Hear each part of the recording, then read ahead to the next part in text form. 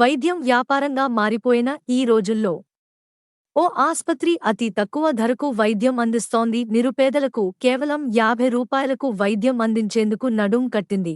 అతి తక్కువ Dhale doctor consultancy కాగా కావాల్సిన మందులు కూడా అందుబాటు ధరలో ఉండేలా చూపిస్తున్న చొరవ ప్రజల పాలిట వరంగా మారి మానవతా దృక్పథాన్ని చాటుతోంది.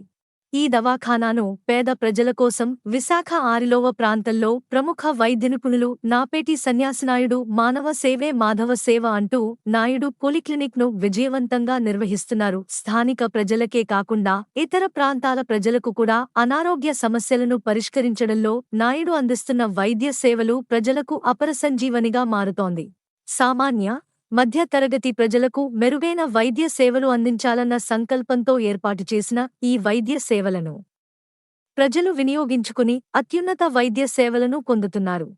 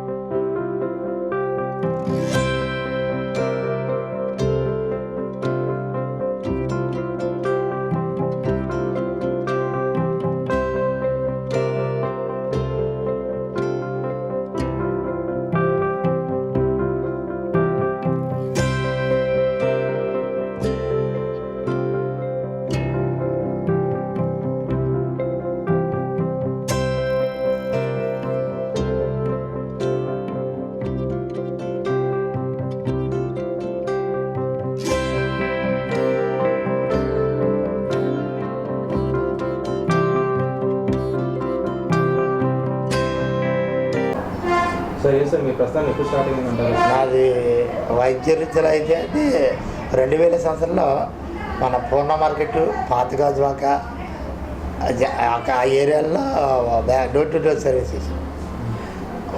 చాలామంది ఏం చేశారంటే ట్రైనింగ్ అయిపోయిన తర్వాత 2006లో ట్రైనింగ్ అయింది సార్. అప్పటి వరకు కూడా ఫస్ట్ ఎయిడ్గానే చేసేవాళ్ళమే. 2006 వైఎస్ రాజశేఖర గారు వచ్చిన తర్వాత paramedical community paramedical Anakapalli NT Ramarao hospital జిల్లా మొత్తం అక్కడ ట్రైనింగ్ తీసుకున్న తర్వాత ఆ తర్వాత సుపీరియర్ డాక్టర్ దగ్గర ట్రీట్మెంట్ చేసుకొని ఆ తర్వాత 2002లో ఆరిలోవలో స్టార్ట్ చేయడం జరిగిందండి. 2002 కానించి కూడా యథాతథంగా ఈ రోజుకి స్టిల్ 22 సంవత్సరాలు ప్రతి సంవత్సరం కూడా ఇది హాస్పిటల్ అనేది నాన్నగారి పేరుని స్టార్ట్ చేయడం జరిగిందండి, నాయుడు పోలిక్లినిక్.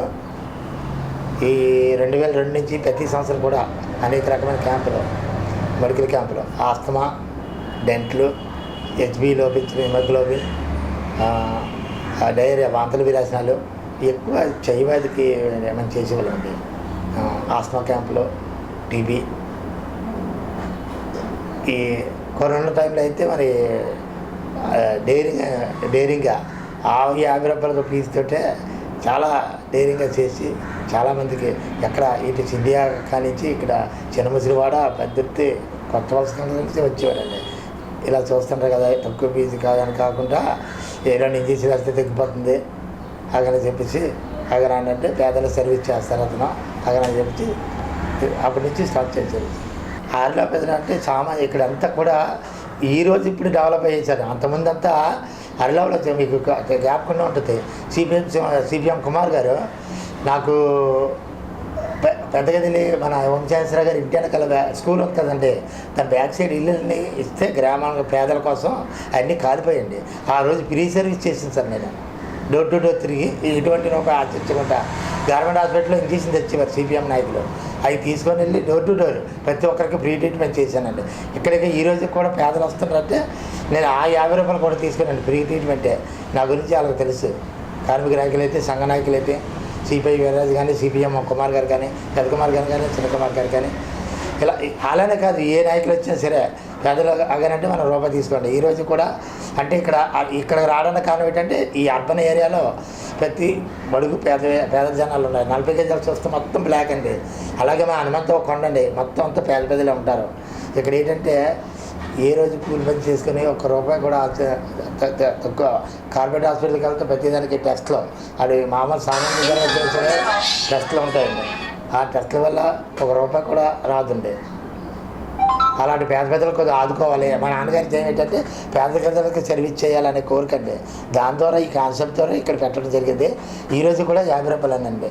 చాలామంది ₹100 200 తీసుకుంటారు, కానీ నేను ఈరోజు కూడా ₹50 స్కిల్ చేస్తూ పేదలకి కొద్దిగా మానవత సాయం చేద్దాం అనే కోరికతో ఈ వైద్యం స్టార్ట్ చేసింది.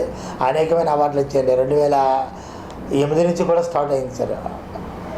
ఫస్ట్ విశాఖరత్న వచ్చింది, mother Teresa, Mahatma Gandhi national award, అలాగే ఒకే పురస్కారాలు వచ్చి 2022లో వచ్చింది. ఆ జాతీయ అవార్డు ఢిల్లీలో తీసుకున్నాను సార్. అలాగే విఎంఎస్ ప్రెస్ క్లబ్ ఇచ్చారు. అలా ప్రాణమైన వరకు కూడా ఈ పేద ప్రజలకి సేవ చేయడమే. సేవా కార్యక్రమాలు కూడా చేస్తాం సార్.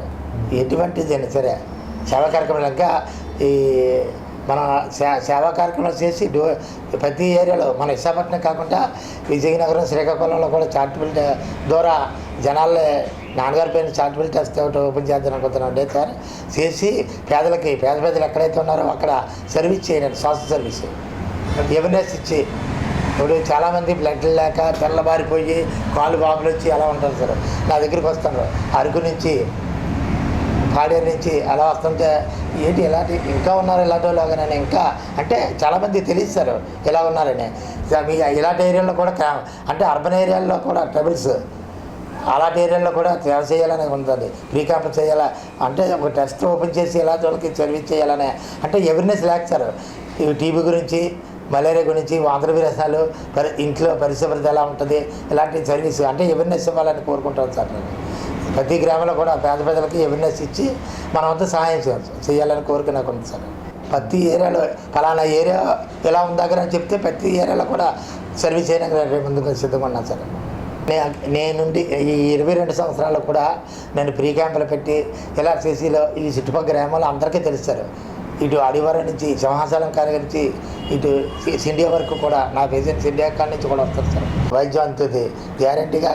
కానీ మా నాన్నగారి కాన్సెప్ట్ ఉంది కాబట్టి ప్రతి ఏరియాలో ఒక విశాఖపట్నం అంటే ఇప్పుడు అభివృద్ధి చెందుతారు, అప్పుడు అభివృద్ధి లేదు. కానీ ఇప్పటికీ కూడా చాలామంది మీరు చెప్పారు కదండి, చాలా ఏరియాల్లో కలుషితమైన ప్రాంతంగా తయారవుతుంది.